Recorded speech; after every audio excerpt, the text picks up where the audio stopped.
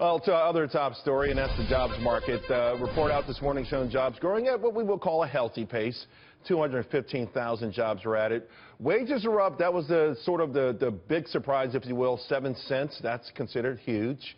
To former Dallas Fed advisor Danielle DiMartino Booth on where the Fed goes from here. You know, Danielle, it was interesting in my mind that the market's initial reaction was to go lower when I saw nothing in this report that spoke of the sort of kind of inflation that would make the Fed go out there. But the market very sensitive about the Fed these days.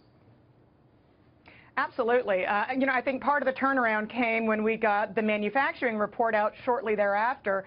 So a lot of mixed signals going on when you consider that manufacturing lost jobs at the fastest pace in this morning's report since 2009, and yet you saw manufacturing technically by another gauge go into a recovery mode. So a lot of mixed signals. I think the market is emitting a lot of confusion right now because they can't figure out what the Fed's going to do next. You know, Danielle, on that point, in June 1979, there were 19.6 million people working in manufacturing.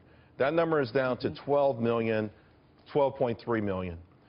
We saw manufacturing doing better as far as, you know, the output with fewer workers. Is that an economic reality? Because in this political backdrop, we're being told that there are ways to actually bring jobs back, manufacturing jobs back. But is that really, could that happen?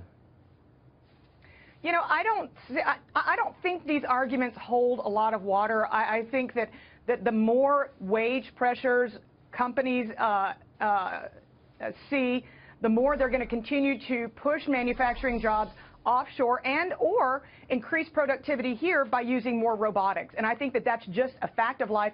If you look closely at the jobs that have been created during this very tepid recovery, we've had 1.5 million manufacturing jobs lost, while we've created 1.6 million jobs for bartenders.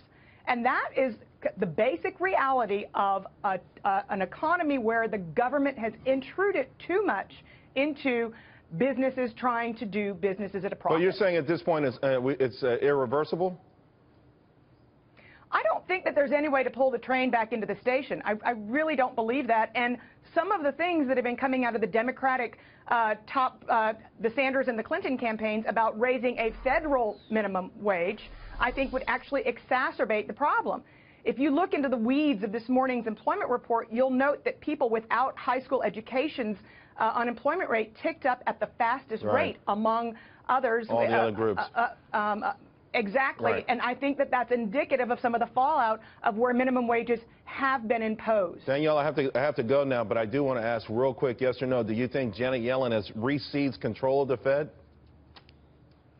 I see the Fed right now as being full of dissent, and I don't think that she necessarily has full control of her committee. Danielle DiMartino Booth, thanks very much. Really appreciate it.